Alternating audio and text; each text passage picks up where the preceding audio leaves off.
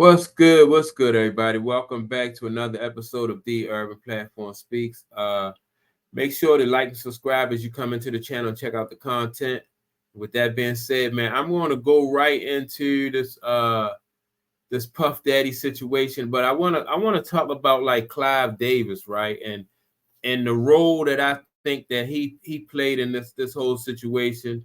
I think Clive Davis is a person who has what can I say? He trained Puff Daddy, right? Puff Daddy was under, you saw Puff Daddy around Clive Davis a lot, and I think that he kind of like trained him along with the other guy, what's his name, Andre Harrell. I think he also like trained and groomed Puff Daddy too, right? And so Clive Davis is like the master at a lot of this stuff that goes on in the music business. Like I have heard other artists talk about like they had contract disputes with Clive Davis. What's a young lady named Kelly Clarkson at one time had a contract dispute with Clive Davis, and not just her, other artists, right? And so the artists complained about the deals that they got, the same way they complained to Puff Daddy about the bad deals and their publishers and publishing and stuff like that. People had the same complaints with Clive Davis, also with Andre Harrell, right? And so Puff Daddy learned from them, and and he did the same thing to artists that they did to artists, as far as like taking advantage and getting over on the artists. And so he trained Puff Daddy and everything. But the thing about this is, and people think that that Puff Daddy, like his tapes and stuff like that, he'll be able to bring people like Clive Davis down, right? But I don't think so. I think that Clive Davis didn't teach Puff Daddy everything. I don't think Clive Davis is even. I don't think he's threatened at all about like the tapes that Puff Daddy have, or the information that he might have about Clive Davis, because like they say, like shit rolls downhill. And a lot of times when you see people get when people get pulled in by the police and they get indicted and all this other stuff, a lot of people have political connections. They have connections on the police force, and then but once they get caught, they don't get to snitch on the police or snitch on like the politicians and stuff that they. A lot of times that kind of information is suppressed, right? They don't get to snitch on the people that's higher than them. They'll snitch on people that's lower than them, or people that maybe sometimes people that are on their same level, or people that were in that organization. And so I think that the whole time that Clive Davis was grooming Puff Daddy, he knew that eventually he was, that Puff Daddy was going to have to be brought down, and I say that because Clive Davis has so much experience in the business, like I said, and that's just the way the business is. And for some reason, Puff Daddy thought that he was going to be the exception to the rule.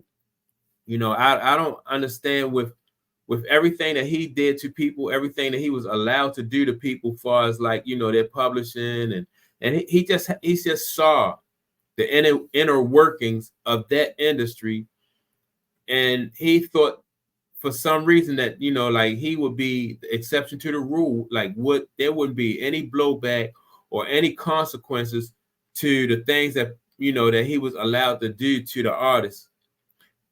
He also thought that like he wouldn't have to worry about. I guess he thought he was going to go out just like Clive Davis is going out, on top, or just unscathed.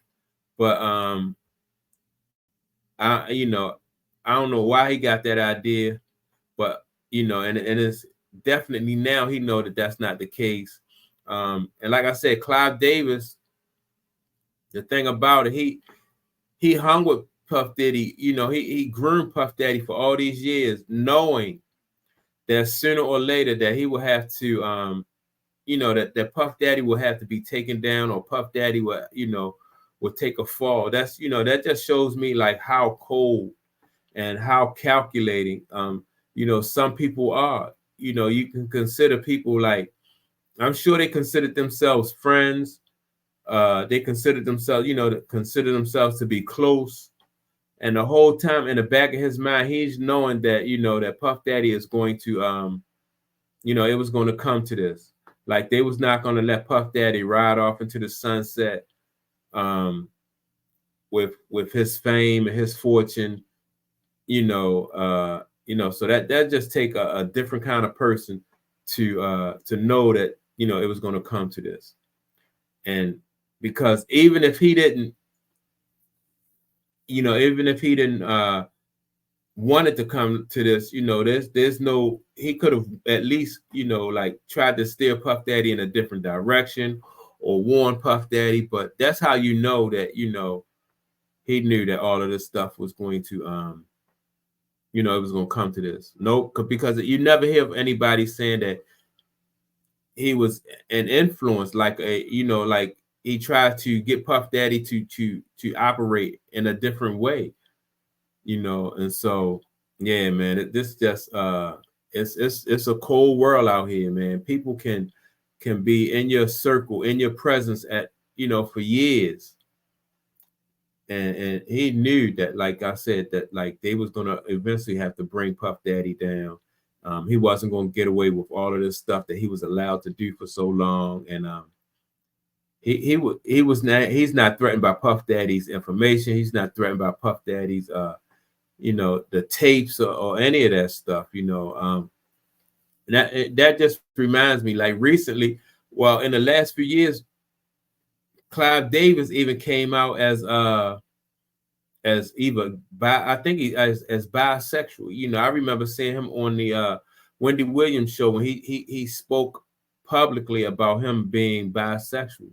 So, you know, I mean, you really can't out the guy. He already outed himself. You know, like a few years ago on Wendy Williams show, he outed himself when he was promoting his book. So, you know, that right there goes Puff Daddy's leverage right there. You know, like years ago, that leverage went out the window when he outed himself. What else can Puff Daddy say about him? You know, or you know, so, you know, and I know that like if there's any more serious allegations, Puff Daddy probably don't have any proof of that, you know, and so he can deny that. But yeah, man, it's a cruel, cruel world. That entertainment business, man, is not just, it's not for the faint of heart. And yeah, that's my take on it. Let me know what you think about, you know, the relationship between Clive Davis and Puff Daddy. And if Clive Davis, do you think that Clive Davis knew the whole time he was, you know, he was grooming Puff Daddy, the whole time he was associating with Puff Daddy, he knew that eventually like something like this would happen, you know, like they would have to eventually, Puff Daddy would have to eventually be brought down. Make sure to leave a comment below. I'm interested in knowing what your thoughts are on that situation. With that being said, I'm out, and I will check you all out on the next video. Peace.